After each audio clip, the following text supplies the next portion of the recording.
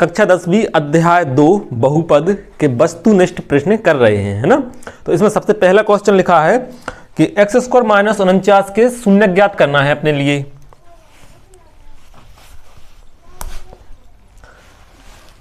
x² minus 49, इसके अपन शून्य कैसे ज्ञात करेंगे। देखो ये अपन ने प्रश्नावली में पढ़ा है, प्रश्नावली 2.2 का 5वां सवाल, या फिर उदाहरण में, एक उदाहरण में भी दिया है, उदाहरण का दिया है ये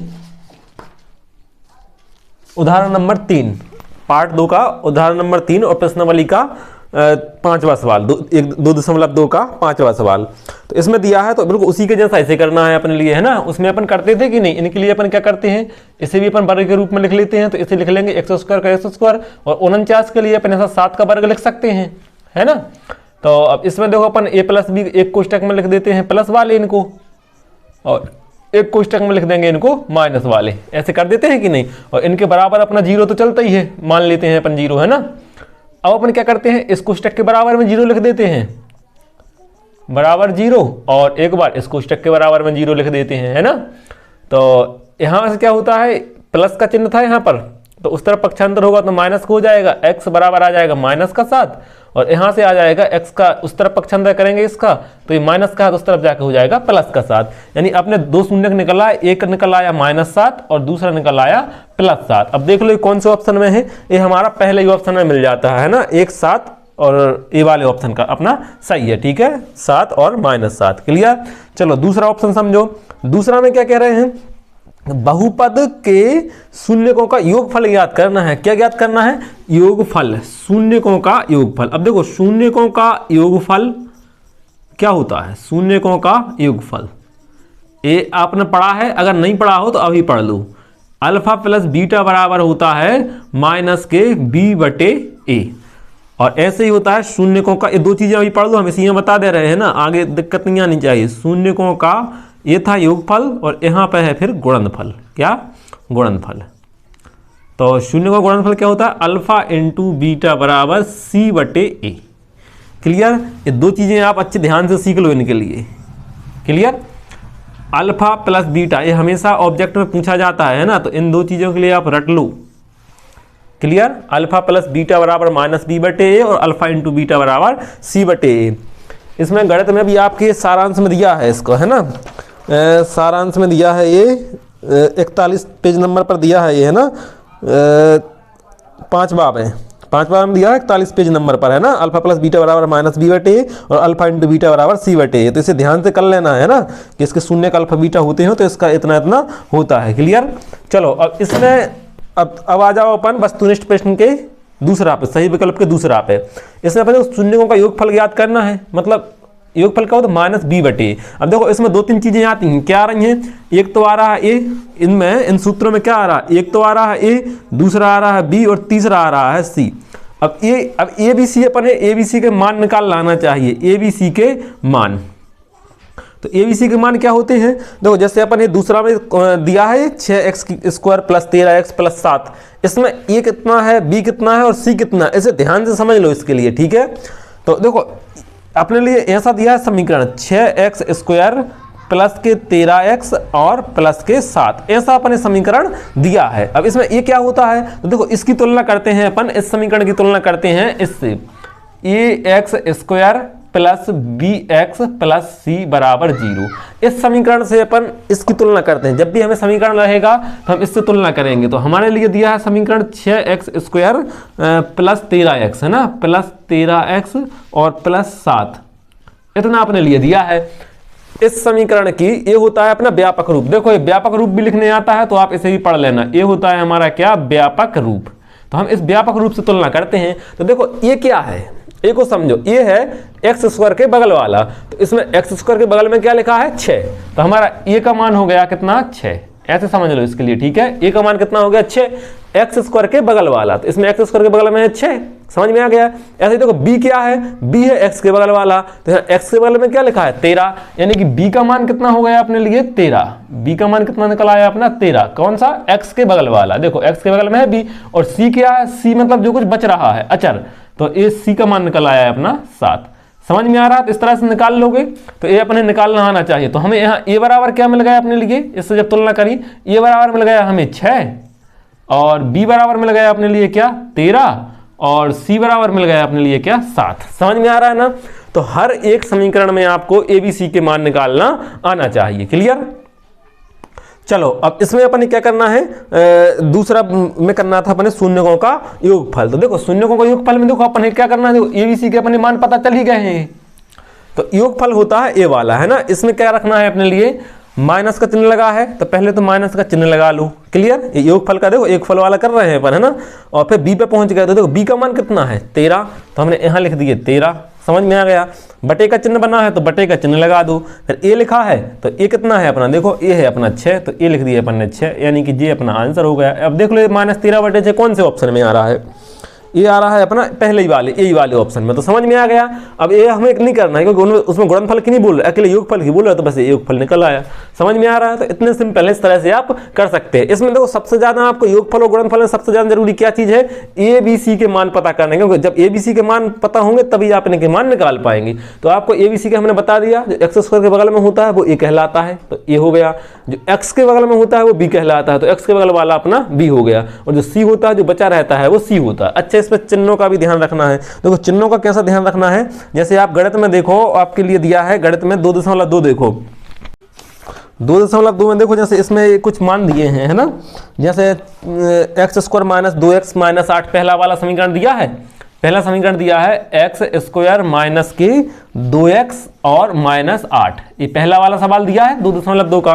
तो इसमें देखो ये कितना है, देखो ये है, इसमें क्या बताया था अभी, एक्स स्क्वायर के बगल वाला बताया था, एक्स स्क्वायर के बगल वाला, एक्स स्क्वायर के बगल में, इसमें एक्स स्क्वायर के बगल में 6 लिखे थे, इसमें एक्स स्क्वायर के बगल में क्या लिखा है 1, कुछ नहीं लिखा रहता तो अपन मानते हैं 1, तो ए का मान क्या हो गया 1। समझ में आ गया? अब बी का मान क्या होता है, एक्स के बगल वाला, तो इसमें देखो एक्स के बगल में 13 लिखे थे, लेकिन इसमें एक्स के बगल में क्या लिखे हैं -2, इसको ध्यान रखना है, नहीं तो हमेशा गलत हो जाएगा। तो इसमें बी बराबर कितना हो रहा है -2। समझ में आ गया? अच्छा, इसमें आप सी बराबर कितना दिया है, तो देखो सी बराबर क्या है, ये जो बचा है क्या बचा है -8, चिन्ह सहित लिखना है -8। इसमें अपने सब प्लस में थे तो कोई दिक्कत नहीं थी, लेकिन इसमें माइनस आ रहा तो माइनस सहित लिखना है। तो इस तरह से अपने एबीसी के मान निकालना आपको आना चाहिए। क्लियर? देखो इसमें लिखा है कि शून्यकों का गुणनफल ज्ञात करना है इसमें, तो गुणनफल कैसे करेंगे, वो अब भी अपन ने सूत्र पढ़ा है कि शून्यकों गुणनफल का सूत्र क्या होता है, अल्फा इंटू बीटा बराबर होता है C/A। अब भी हमने बताया था। तो हमें ए का मान चाहिए और सी का, तो अपन वो यहाँ से ए बी सी के मान निकाल लेंगे। यहाँ ए बराबर कितना है, देखो हमने बताया था एक्स स्क्वायर के बगल वाला, एक्स के बगल में स्क्वायर के बगल में क्या है 1, कुछ नहीं लिखा रहता तो अपन 1 मानते हैं। बी का मान क्या है, एक्स के बगल वाला, एक्स के बगल में क्या लिखा है 10, ये हमने अभी मान निकालना सिखा दिया। और सी क्या है जो बचा है, सी बराबर है कितना 24। समझ में आ गया? अब यहाँ अल्फा इंटू बीटा बस इसके मान रख दो, तो सी कितना है, सी की जगह है अपना 24, देखो सी अभी अपने मान निकाला 24, तो सी की जगह लिख दिया अपने 24। अब बटे का बनाएंगे चिन्ह, और ए का मान कितना है 1, तो ए की जगह लिख दिया 1। अब ये तो अपन भली बात ही जानते हैं कि नीचे का 1 का कोई मतलब नहीं रहता है, उसे अपन चाहे तो लिख भी सकते हैं जरूरत के अनुसार, नहीं चाहे तो उसे अपन मिटा भी सकते हैं। तो हमने 1 हटा दिया तो क्या बचा अकेला 24, है ना? तो अब देख लो 24 अपना आंसर आ गया। तो कहाँ है, कौन से ऑप्शन में है समझ लो, कौन से ऑप्शन में है, तीसरे का 24 सी वाले ऑप्शन में है, यानी कि तीसरा का सी अपना सही हो गया। चलो चौथा को समझ लो। चौथा में क्या बोल रहे हैं, यदि एक बहुपद के शून्यकों में से एक शून्यक दिया है, क्या दिया है शून्यक, तब के का मान होगा। देखो जब वो शून्यक दिया रहता है यानी कि वो एक्स का मान दिया है, काय का मान दिया है, वो एक्स का शून्यक दिया है, एक्स बराबर -3। समझ में आ रहा है ना? जब भी शून्यक दिया रहा है समझ लो कि वो एक्स का मान दिया है। तो अपन क्या करेंगे, उस समीकरण को उतार लेंगे। समीकरण क्या लिखा है अपने लिए, k - 1 एक्स स्क्वायर, ये हम समीकरण देख देख के उतार ले रहे हैं, और प्लस का kx और प्लस का 1, ये ऐसा हमारे लिए समीकरण दिया है। इसके बराबर में अपन 0 मान लेते हैं मन से, ये मान लिया हमने, माना। समझ में आ गया? अब इसमें क्या करना है, देखो तो शून्य को उन्होंने दिया x बराबर -3, उसके लिए जहां जहां x आ रहा होगा उसकी जगह हम क्या लिखेंगे -3 लिख देंगे। तो देखो पूरा ज्यों कहते हैं उतारना है, कोष्टक लगा है हमने, देखो यहाँ पर कोष्टक लगा लिया, k का k लिखा -1, ये ज्यों कहते हैं लिख दिया, x आ गया, x की जगह हम क्या लिखेंगे -3। तो यहाँ इन दोनों के बीच में तो गुणा का चिन्ह मानते हैं, यहाँ लगा लिया हमने माइनस का 3 लिख लिया। अब कहाँ पहुंच गए, बहुत से बच्चे क्या करते हैं x की जगह -3 लिखा और सीधे प्लस पे गड़बड़ दे जाते, प्लस पे नहीं पहुंचना भाई साहब, अपन ने कहाँ पहुंचना, x के बाद 2 की घात लगी है तो यहाँ भी 2 की घात लगाना पड़ेगी। अब प्लस के चिन्ह पे पहुंचे, प्लस का चिन्ह अब के अभी हमने बताया हर किसी भी दो चीज के बीच में यहाँ पर गुणा का चिन्ह मानते हैं, तो इनके बीच में है क्या गुणा का चिन्ह x ये क्या लिखना है -3, तो हमने यहाँ लिख दिया -3। अब अगर आप नहीं जानते हो तो सीख लो कि जब भी दो चिन्ह एक साथ आते हैं तो अपन क्या करते हैं, इनके बीच में कोष्टक लगा देते हैं, दो चिन्हों के बीच में, है ना। चलो अब कहाँ पहुंच गए, x का मान रखा गया, प्लस के चिन्ह पर प्लस का चिन्ह लगाया, 1 का 1 लिखा, बराबर का पे पहुंचे 0 लिखा है तो 0 लिख दिया, समझ में आ गया। अब क्या करना है अपने लिए, तो इसको समझ लो भाई। अब क्या करना है, पहले अपन करेंगे वर्ग, इसका अपन वर्ग कर रहे हैं और इन दोनों का हो जाएगा गुणा, जोड़ना घटाना नहीं होता है, पहले गुणा, समझ में आ रहा है ना। तो इसको ज्यों के त्यों लिख देंगे, इसका वर्ग कर देंगे, तो इसको हमने लिखा ज्यों के त्यों, k-1 ज्यों के त्यों लिखा है इतना, गुणा का चिन्ह है ज्यों के त्यों लगा लिया, -3 का जब अपन वर्ग करेंगे तो कितना हो जाएगा 9, ठीक है। चलो जिनके लिए वर्ग नहीं आते हो, हम यहाँ पर वर्ग लिख दे रहे हैं बगल में, तो उनको आप ध्यान से समझ लो कि माइनस का वर्ग भी कितना होता है, प्लस ही होता है, ठीक है। चाहे माइनस का वर्ग करो चाहे प्लस का प्लस ही होता है, तो इस समझ में आ गया। अब इसके बाद कहाँ पहुंच रहे हैं अपन, देखो प्लस के चिन्ह पे। अब इसमें प्लस का चिन्ह नहीं लगाना है, क्यों नहीं लगाना है इसे समझो। जब भी गुणा करो तो पहले चिन्हों का गुणा कर लिया करो। देखो तो इन दोनों का हो रहा है गुणा, तो पहले हम इनका चिन्हों का गुणा कर लेंगे, प्लस का और माइनस, असमान चिन्ह है, असमान चिन्हों का गुणा होता है माइनस, समझ में आ गया। प्लस का माइनस कैसे बन गया, असमान चिन्हों का गुणा किया तो हो गया माइनस, 3 का के में गुणा करेंगे तो हो जाएगा 3 के, समझ में आ रहा है ना। अब कहाँ पहुंच गए, इस प्लस पर प्लस का चिन्ह लगाया, 1 लिखा था 1 लिख दिया, बराबर का बराबर और 0 का 0, क्लियर। अब क्या करेंगे अपन, देखो अब अपन लिए करना है यहाँ पर गुणा, इनमें तो कुछ हो नहीं रहा है, पहले देखो कोष्टक हल करना है अब, है ना। तो अब कोष्टक हल करेंगे, कोष्टक कैसे हल होगा, इस 9 का इसमें अंदर गुणा हो जाएगा, 9 का के में गुणा करेंगे तो क्या बन जाएगा 9 के और माइनस का और 9 एकम 9, समझ में आ गया, इतना हो गया, 9 का अंदर गुणा कर दिया। अब कहाँ पहुंच गए माइनस पे, माइनस के 3 के और प्लस का चिन्ह 1 और बराबर 0, समझ में आ गया। चलो अब यहाँ से हम आगे बता, देखो इसमें अब हो क्या रहा है, तो देखो ये घटेंगे जोड़ेंगे नहीं, अपने पता है कि चर एक साथ घटेंगे, मतलब ये देखो ये चर हैं यानी कि जे एक जैसे हैं तो इनमें जोड़ना घटाना होगा और अचर अचर में एक जैसा होगा। तो 9 के में से 3 के जो हैं तो कितने बचेंगे 6 के, चलो हम यहाँ लिख देते हैं 9 के में से जब 3 के गए तो कितने बचे 6 के, समझ में आ गया। अब जे है यहाँ माइनस के 9 और जे है प्लस के 1, असमान चिन्ह हो रहे हैं तो घटेंगे, तो 9 में से 1 जाएगा तो क्या बचेगा -8, है ना। अपने पता है बड़ी संख्या का चिन्ह लगाते हैं -8। अब कहाँ पहुंच गए अपन, बराबर के चिन्ह पे, तो बराबर का चिन्ह लगाया, लिख दिया 0। अब कहाँ, अब क्या हो रहा है इसमें, देखो इनमें तो कुछ हो नहीं रहा है, तो अपन क्या करते हैं पक्षांतर। अब पक्षांतर आपको आते ही होंगे, चलो पक्षांतर किसका करते हैं, पहले दूर वाले का, जब इसका -8 का पक्षांतर करेंगे इस तरफ हमें क्या बचा रहेगा 6 के, यहाँ बचा हमारे लिए 6 के। अगर आपको पक्षांतर नहीं आते तो भाई साहब अभी भी टाइम है, आप कहीं पर भी ऐसी कोचिंग लगवा लो जहाँ पर आप सीख सको, है ना, आसपास में, क्योंकि ये बहुत ही सड़ी चीज़ है कि ये 5वीं में सीख लेना चाहिए अपने, 6वीं में और 10वीं में आके अगर नहीं बन रही है अगर चीज़ तो बहुत शर्म की बात है, ठीक है। तो 6 की बराबर का चिन्ह लगाएंगे और उस तरफ जाके हो जाएंगे प्लस के 8, समझ में आ गया। चलो अब यहाँ से क्या, अभी के का मान तो निकला नहीं, अभी 6 का भी पक्षांतर करेंगे, तो अभी गुणा में है तो कहाँ पहुंचेगा भाग में, के बराबर कितना आ जाएगा 8/6। 5वां में लिखा है एक बहुपद जिसके शून्य दिए हैं -3 और 4 हैं, तो उसके क्या करना है अपने लिए, बहुपद बताना है कि जिसके शून्य दिए हैं -3 और 4। देखो कैसे बताएंगे, अपन ने 1.2.2 में दूसरा प्रश्न के करे हैं सभी, बहुपद बनाना सीखा था। अपन कैसे बनाते थे, अपन लिख लेते थे कि दिया है अल्फा प्लस बीटा, शून्यों का योगफल दिया है 3 और शून्यों का गुणनफल दिया है 2, ऐसा अपन उदाहरण में भी किया था वो। तो उससे अपन क्या करते थे, इसलिए द्विघात बहुपद का अपन सूत्र लगा देते थे, द्विघात बहुपद ऐसा सूत्र लगा देते थे अपन की, नहीं क्या होता है अपना x² और माइनस का चिन्ह अल्फा प्लस बीटा x और प्लस अल्फा इंटू बीटा, ऐसा अपन कर देते थे। लेकिन खुशी की बात यह है कि यहाँ पर ऐसा नहीं करना है, ये तो करना है अपने लिए, लेकिन अपने लिए क्या इस शून्यों का योगफल नहीं दिया है, इसको समझो। आप अभी भी गणित निकालो और उसमें लिखा है, उसमें साफ साफ लिखा है कि शून्यों का योगफल तथा गुणनफल क्रमशः ये दिया गया है, तो आप बहुपद ज्ञात करो। उसमें योगफल दिया था, उसमें लिखा है साफ, देखो आप पढ़ लो उसे, है ना। शून्यों का योगफल दिया है और शून्यों का गुणनफल दिया है 2.2 के प्रश्न दूसरा में, लेकिन इसमें शून्यों का योगफल नहीं दे रहा है, इसमें शून्य दे रहा है, मतलब अल्फा बराबर दे रहे हैं 3 और बीटा बराबर दे रहे हैं 4, है ना, अल्फा बराबर दे रहे हैं -3, है ना, अल्फा बराबर दे रहे हैं -3 और बीटा बराबर दे रहे हैं 4। समझ में आ रहा है ना। और जो अपने 2.2 में करे हैं उनमें दे दो तो उन्होंने अल्फा प्लस बीटा, लेकिन इसमें उन्होंने अलग अलग दे दे, अल्फा दे दो -3, बीटा दे दिया -4 दे दिया।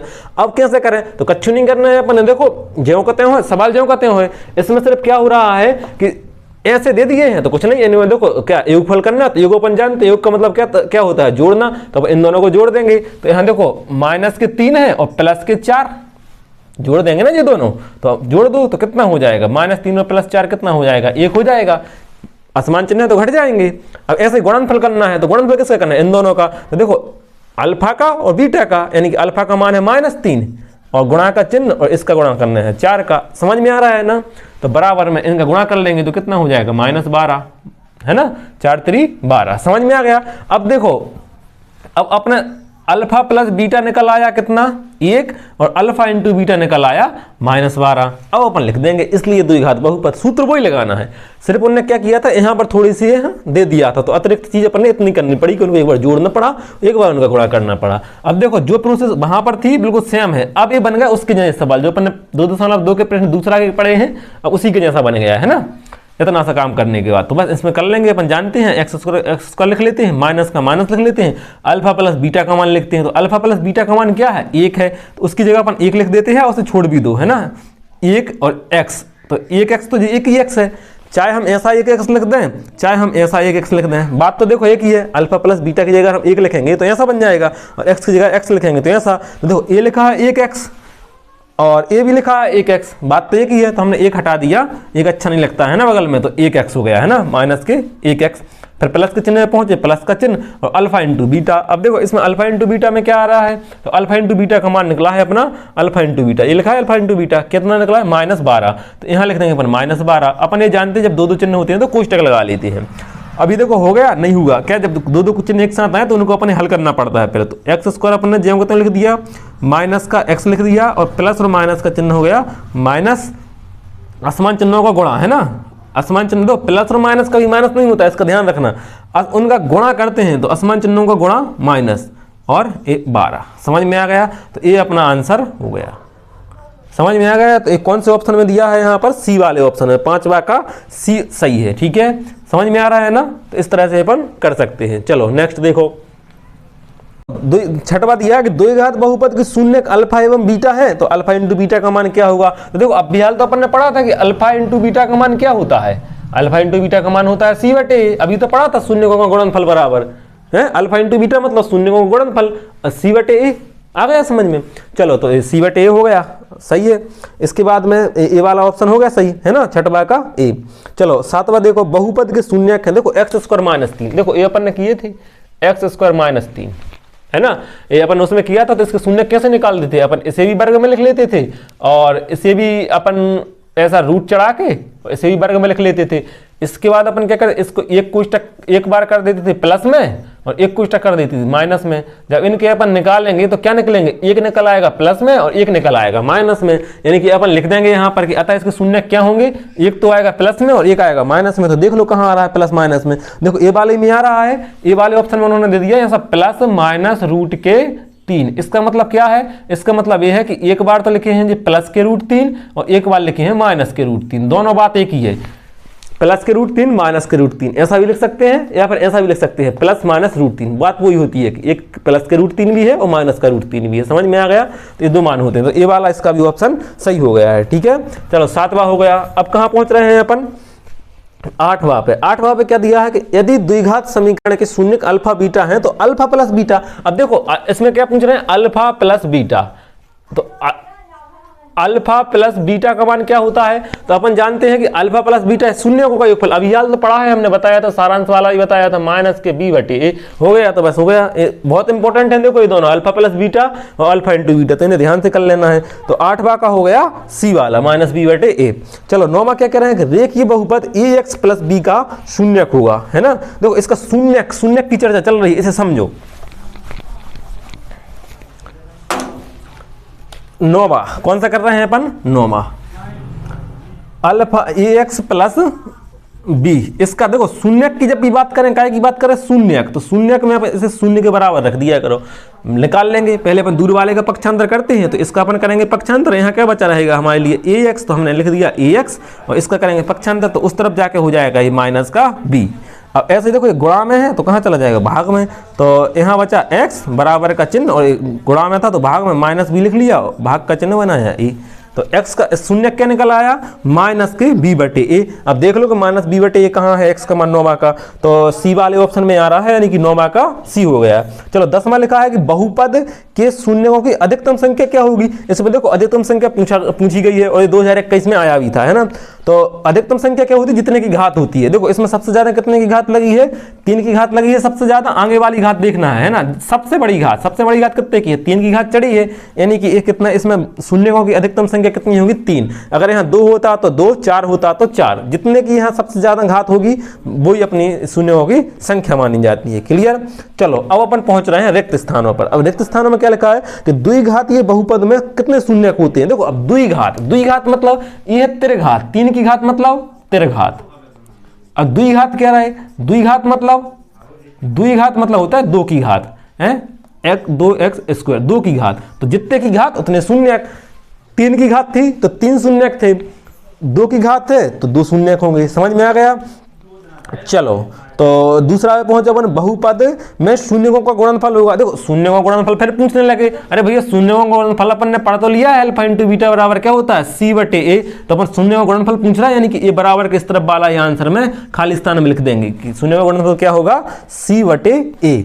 चलो अब बहुपद में शून्यों का योगफल पूछ रहे। अब देखो इसमें शून्यों का योगफल, तो देखो इसमें अपन ऐसा नहीं लिख सकते कि अल्फा इंटू बीटा बराबर माइनस बी बटे, ये नहीं लिख सकते। क्यों नहीं लिख सकते, क्योंकि देखो ऐसे कब लिखना है, जब उन्होंने देखो दूसरा खाली स्थान अगर देखो तो ऐसा समीकरण दिया उन्होंने, a x square plus b x plus c, इस तरह से दिया है, तो उसका गुणनफल करना था तो अपन लिख दिया था कि सी बटे ए। लेकिन इसमें तो इनकी जगह उन्होंने मान दे दिए ना। अब अगर आप तीसरा वाला देखें तो उसमें देखो उन्होंने मान दे दिया, क्या दे दिया, 2x स्क्वायर माइनस के 7x और माइनस के 9। तो इसमें पूछ रहा है, तो इसमें अपन देख लेंगे ये कितना है, ए बराबर है, इसमें ए बराबर कितना है, ए बराबर अपन मिल रहा है 2, और बी बराबर मिल रहा है -7, और सी बराबर मिल रहा है -9। तो अब क्या पूछ रहा है, इसमें शून्यों का योगफल पूछ रहा है, तो अपन निकाल लेंगे अल्फा प्लस बीटा बराबर माइनस के बी बटे। देखो अपन बी का इस समीकरण में मान पता है कि नहीं, इस वाले में बी का मान है -7। देखो पहले तो ये माइनस का चिन्ह वाला लगा लिया हमने, समझो बात के लाने, है ना। पहले तो जो वाला माइनस का चिन्ह लगा लो।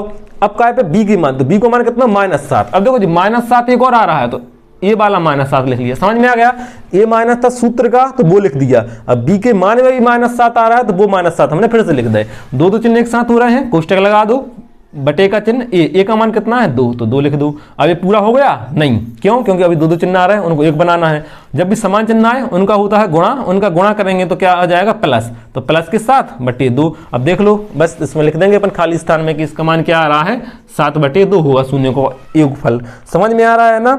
चलो आगे कर लो चौथा में कह रहा है कि यदि इसमें बहुपद में शून्य इतने हैं तो ए और बी का मान होगा। अब देखो अगर आप इसमें थोड़ा सा बड़ा है, मतलब 2 बार मान रखना पड़ेगा, इसे चाहो तो आप छोड़ भी दो इसके लिए, है ना, चौथा के लिए चाहो तो छोड़ दो, है ना।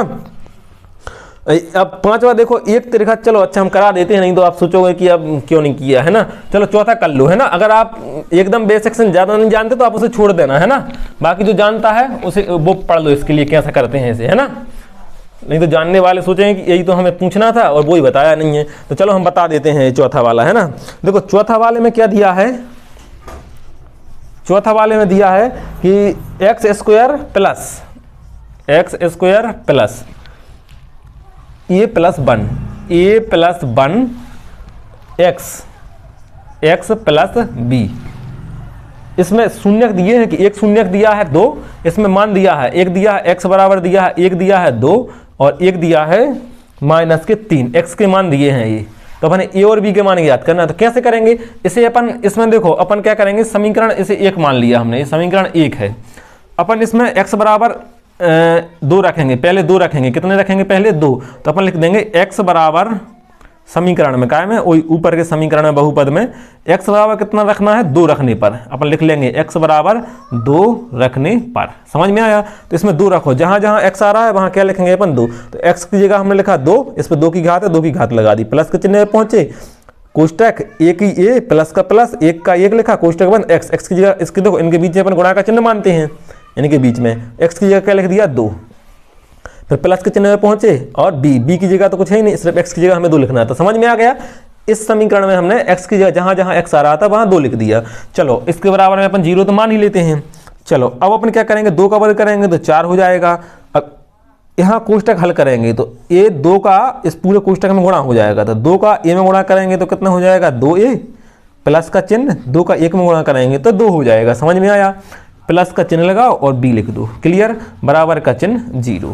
अब देखो इसमें क्या हो रहा है, तो देखो ये 4 और ये 2 अचर हैं, दोनों जुड़ जाएंगे तो जोड़ दो। पहले देखो a वाले अपन पहले लिख ले रहे हैं, 2a लिख लिए हमने पहले, समझ में आया? और फिर अब b वाले लिख लो, प्लस b लिख दिया हमने, और अब देखो 4 और 2 को जोड़ दिया तो 6 हो गए, तो प्लस के 6 बराबर 0। समझ में आ गया? चलो तो इसे अपन दे दो समीकरण नंबर 1 नाम, इसे मतलब समीकरण नंबर 1 इसे नाम नहीं दो, तो बता रहे थे वैसे, है ना। तो जो ऊपर वाला समीकरण था उसमें 2 रख दिया, इसे अपन समीकरण नंबर 1 नाम दे दिया। अब इसी तरह से देखो अपन क्या करेंगे, अभी हमने x बराबर 2 रखा था, अब अपन लिखेंगे कि x बराबर कितना रखना है अपनी, -3। कितना रखना है, -3, तो x बराबर -3 रखो इसी समीकरण में। तो देखो x की जगह लिखा अपन ने -3, इसका वर्ग कर दिया, प्लस का चिन्ह लगाया, कोष्टक में लिखा है a + 1, a लिख लिया, x की जगह अपन ने क्या लिखना है, -3। हमने बताया इनके बीच में मानते गुणा का चिन्ह, तो यहाँ मान लिया हमने गुणा का चिन्ह और यहाँ लगा दिया हमने -3, क्लियर।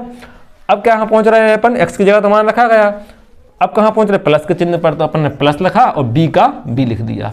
समझ में आ रहा है ना? तो चलो अब अपन इसे कैसे करेंगे, वही जैसा ऐसे किया था ऐसे ऐसे कर लो। इसका अपन ने -3 का वर्ग करेंगे तो 9 हो जाता है, तो अपन ये नहीं लिख सकते, क्यों, इनमें देखो हो रहा है गुणा, जब भी गुणा हो तो अपन डायरेक्ट नहीं लिख सकते, पहले चिन्हों का गुणा करते हैं। देखो प्लस का और माइनस का गुणा करेंगे तो हो जाएगा माइनस, और 3 का a में गुणा करेंगे तो हो जाएगा 3a। समझ में आ गया? ऐसे ही देखो फिर इनका इसमें भी गुणा हो रहा है, तो पहले ये चिन्ह नहीं लिखना है, प्लस का और माइनस का करेंगे गुणा तो हो जाएगा माइनस, और 3 का 1 में करेंगे तो 3, प्लस का चिन्ह लगाया और b। समझ में आ गया? चलो अब इसे अपन कैसे करेंगे, तो देखो 3 है तो अपन पहले लिख लो, माइनस के 3 हमने पहले लिख लिया, फिर b वाला लिख लिया, और 9 में से 3 घटा देंगे तो कितने बचेंगे, प्लस के 6, और बराबर में 0 अपन इस सब में मान नहीं है। समझ में आ रहा है ना? अब देखो ये समीकरण बन गया अपना 2, तो अपन लिख लेते हैं समीकरण 1 और 2 से। ये अपन ने थोड़ा सा बड़ा सा सवाल हो रहा है, देखो इसे समझो, जो जानता है उसे समझ में आएगा, और जिसे नहीं आते वो तो छोड़ ही दो इसके लिए, ना। समीकरण 1/2 से अपन विलोपन विधि से जानते हैं, विलोपन विधि से कर लेंगे, है तो समीकरण 1 लिख लो, 2a प्लस के b प्लस के 6 बराबर 0। अब समीकरण दूसरा लिख लो, -3a प्लस के b और प्लस के 6 बराबर 0। समझ में आ रहा है ना? अब अपन क्या करते हैं, इनको घटाने पर लिख देते हैं, अपन घटाने पर, जो विलोपन विधि सीखी है जिसने, तो उसी को बनेगा ये, है ना। तो घटाने पर इनके चिन्ह बदल जाते हैं, यहाँ माइनस का रहता है तो यहाँ हो जाता है प्लस का, यहाँ प्लस का है तो हो जाता है माइनस का, यहाँ प्लस का है तो हो जाता है माइनस का, है ना। तो इसमें देखो 3a और 2a, यहाँ भी प्लस का चिन्ह इस आपको आते ही होंगे, है ना। 3 और 2 कितने हो जाएंगे, 5a। समझ में आ गया? ये माइनस का है और ये b प्लस का है, ये कट जाएंगे, ठीक है। और ये 6 माइनस का है, ये प्लस का है, तो ये भी कट जाएंगे, तो अब क्या है, पहुंच गए बराबर पे 0।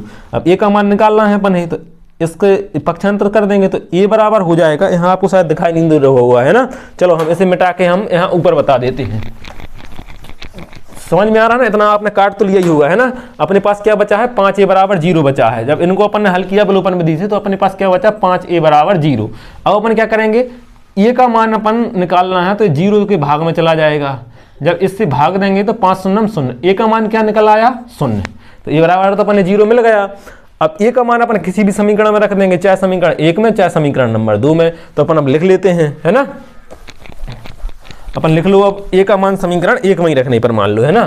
तो a का मान समीकरण 1 में रखने पर, 1 में रखने पर, समझ में आ गया, a का मान समीकरण 1 में रखने पर। तो रखो, तो 2 की तो 2 रहेंगे, गुणा का चिन्ह, a की जगह पर अपन ने क्या लिखना है, देखो 0, अपन ने पता चल गया ना, a का मान 0 रखना, प्लस b का b रहेगा, प्लस 6 के 6 रहेंगे, बराबर का बराबर 0।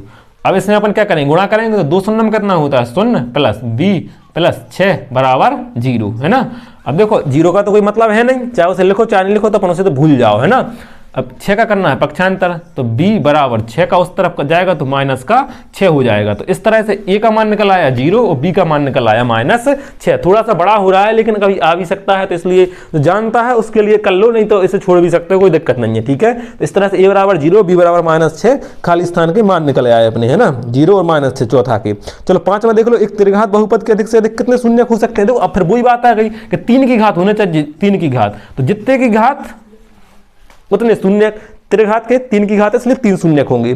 चलो एक बहुपद जिसकी घात 3 है भाई खाली स्थान बहुपद कहलाता है। अरे भैया 3 की घात वाला कौन सा बहुपद कहलाता है, त्रिघात। 2 की घात वाला द्विघात, ठीक है। 1 की घात वाला रैखिक। समझ में आ रहा है ना, तो अपन ये सब पढ़ चुके हैं, तो ये आप इस तरह से कर सकते हैं। तो 3 की घात वाला क्या कहलाता है, त्रिघात बहुपद, ठीक है। तो 2 बहुपदों का योग एक बहुपद होता है। तो इस तरह से अपने खाली स्थान भी कंप्लीट हो गए हैं। चलो